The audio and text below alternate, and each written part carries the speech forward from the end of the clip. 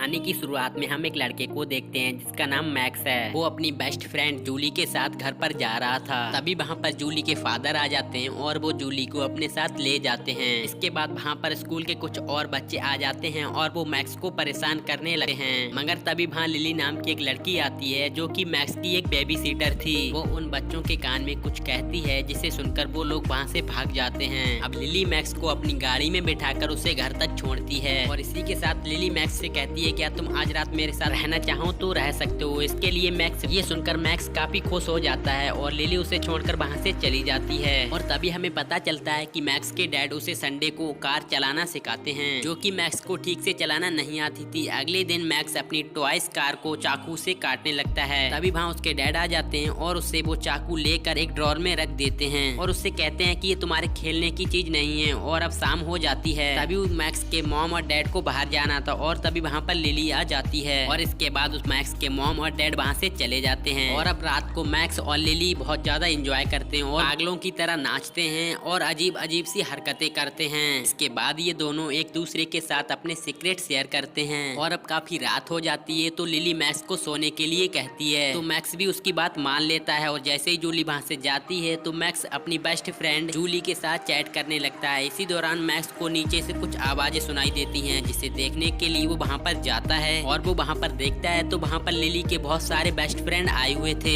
ये लोग मिलकर आपस में एक गेम खेल रहे थे जिसमें लोगों को डियर दिए जाते हैं। और अब लिली की बारी होती है तो उसे भी एक डियर दिया जाता है जहाँ पर उसे वहाँ पर हर किसी मौजूद इंसान को किस करना होता है। वो एक एक करके हर किसी को किस करने लगती है और लास्ट में टॉन के पास पहुँचती है। और तभी हम एक शॉकिंग सीन देखते हैं जहाँ पर लिली टॉन की खोपड़ी में 2 चाकुओं को घुसा देती है और उसे वहीं पर मार डालती है और उसके खून को एक बर्तन में इकट्ठा करने लगती है। ये देखकर मैक्स काफी ज्यादा चौंक जाता है और घबरा जाता है। जिसके बाद लिली एक बुक लाती है जिसमें डीमन से सौदा किया जाता है और अब इस डील को पूरा करने के लिए उन्हें एक इनोसेंट का भी खून चाहिए था और वो इनोसेंट सा मैक्स इसी बीच वहाँ पर हुए सारी चीजों के बारे में पुलिस को कॉल कर देता है और वहाँ की जो भी चीजें हुई पुलिस को बता देता है। इसके बाद वो दोबारा अपने कमरे में जाकर ऐसे सो जाता है जैसे कि वो नाटक कर रहा हो, जैसे कि उसे कुछ पता ही ना हो। तभी वहाँ लिली अपने दोस्तों के साथ आती है और मैक्स का खून निकालने लगते हैं मगर मैक्स ऐसे रिएक्ट करता है जैसे कि मैक्स को कुछ हुआ ही ना हो। मगर लिली को मैक्स पर कहीं ना कहीं शक हो जाता है। इसके बाद ये लोग मैक्स के कमरे से चले जाते हैं। तब मैक्स यहाँ से निकलने की तैयारी करने लगता है लेकिन इसी बीच वहाँ पर पीछे से लिली आ जाती है। लेकिन इसी बीच मैक्स को वहाँ पर चक्कर आ जाते हैं और वो बेहोश होकर वहीं पर गिर जाता है। और जब मैक्स की आंख खुलती है तो वो देखता है कि सभी लोग उसको घेर कर खड़े हुए हैं और वो एक चेयर से बंधा हुआ था। तभी लिली मैक्स से पूछती है कि आखिर तुम यहाँ से भागना क्यों चाहते थे,